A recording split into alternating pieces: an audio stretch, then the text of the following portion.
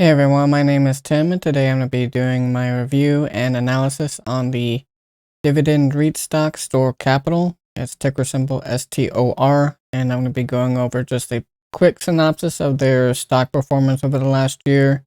I'm also going to be going over a company profile, dividend information. I'm going to be going over some of the companies that they lease properties to. That way you can see how well diversified their portfolio of clients are. And also going to be going over just real quickly some of the options or little options that you can do if you are well informed about them.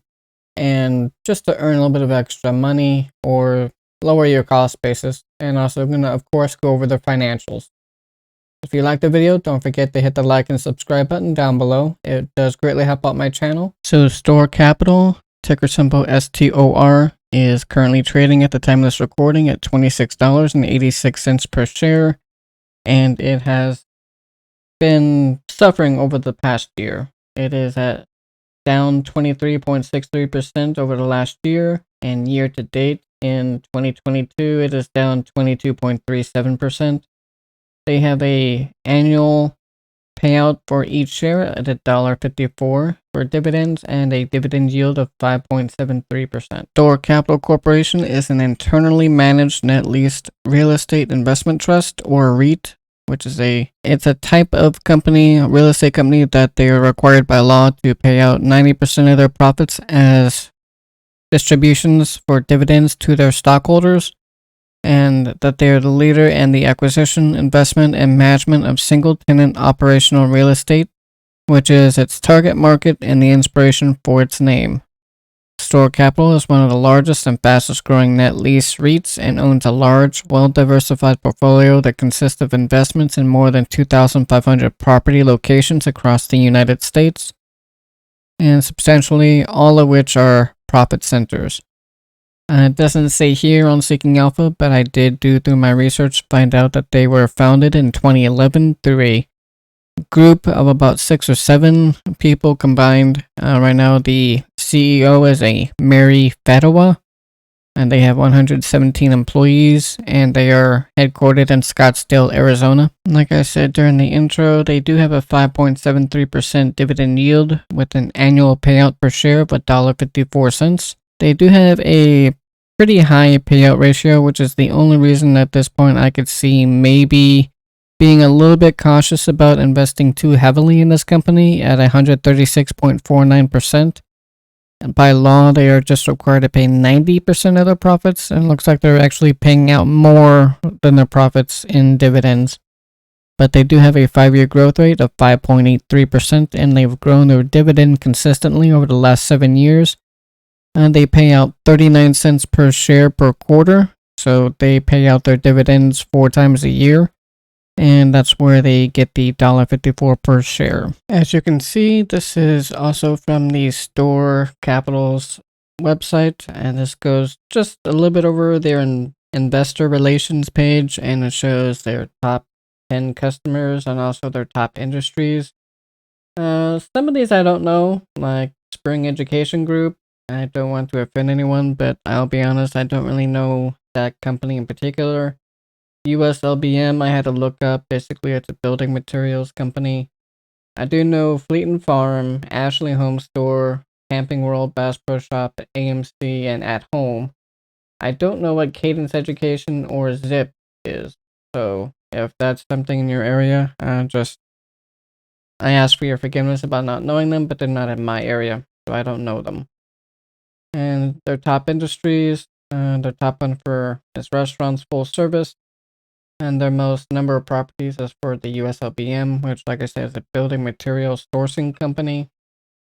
And then they have a quite diverse portfolio between camping and outdoor supplies, building supplies, education, movie theaters, and the interior of a home for decorating. And then real fast, just looking at Robinhood, looking at their options. Again, if you don't know anything about options, I would suggest you skipping over this particular part of the video, as options can backfire if you don't know what you're doing. It can get you to where you can lose more money than you have.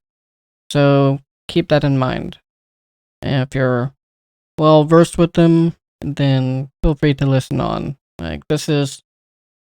Options are a nice way to lower your cost basis, and once you own enough shares, you can even sell calls to earn a little bit of extra on top of the dividends, as long as you are well aware of the ex-dividend date, and do your best not to sell a call during the ex-dividend date, which may be harder with this company because they don't have weekly options, they only have monthly options.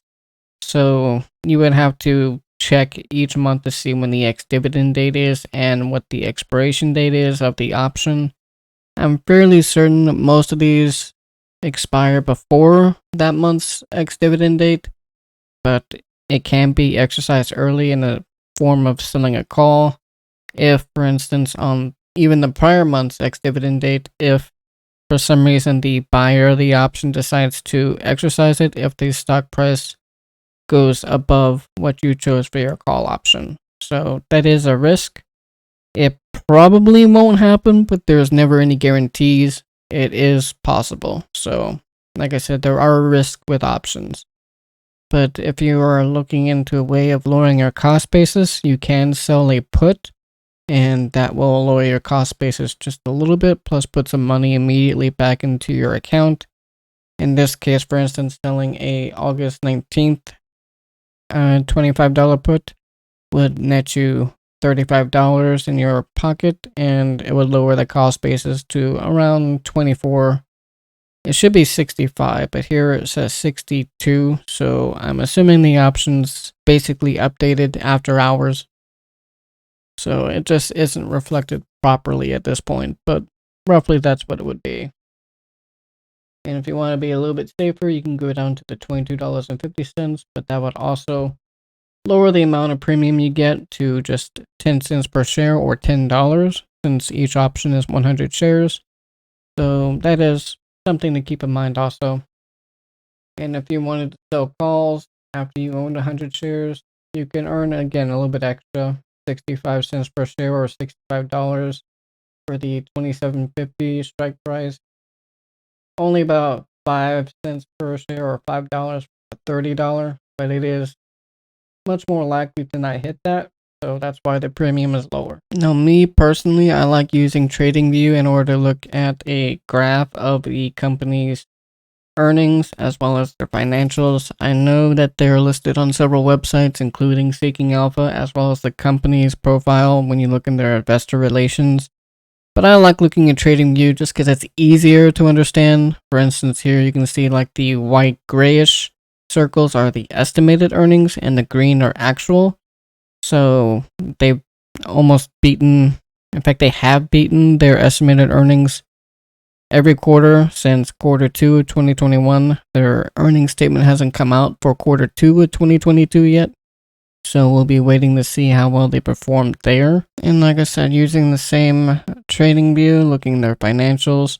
This is an annual view of their income statements. You can see in 2017 they had $451.77 million in revenue, roughly 0.6 million in net income, with a profit margin of 35.77%. In 2018, that went up to 541, almost 42 million in revenue, 216.5 or so million in net income, and their profit margin rose up to 39.97%. 2019, it did even better at 666.3 million in revenue, 284.5 million in net income, and a profit margin of 42.71%. Now, their profit margin did drop back down in 2020, which isn't all that surprising. Their net income also dropped down some. Their revenue dropped a little bit, but not as much as you might expect during what was going on in 2020. Their revenue was at 635.72 million, their net income at 211.84 million, and a profit margin of 33.32%. And then in 2021, they had a revenue of 773 million, net income of 267 million, and a profit margin of 34.62%. So since quarter 1, this is the quarterly, the one before was annual. So first quarter 2021, they had a revenue of 180 million, net income of 55 million, and a profit margin of 30.44%. Then in quarter two, their revenue went up to 189 million, net income of 62 million, and a profit margin of 33%. Quarter three, 198 million, net income is 75.71 million, and profit margin went up to 38.21%. And in quarter four, revenue of 206.5 million, net income of 75 million, and a profit margin of 36.32%, so it did drop just a little bit. And then in Q1 2022, the revenue of 221 million, net income of 87 million, and the profit margin went back up to 39.29%. Thank you for watching, and I hope you enjoyed the video and found it helpful and let you get at least a basis for being able to do your own research to see if this is a company you would like to invest in. Again, if you liked the video, don't forget to hit the like button and subscribe and turn on the notifications so you know when I upload my next videos. It does greatly help out my channel and allows me to make more videos like this one. Thank you and have a great day.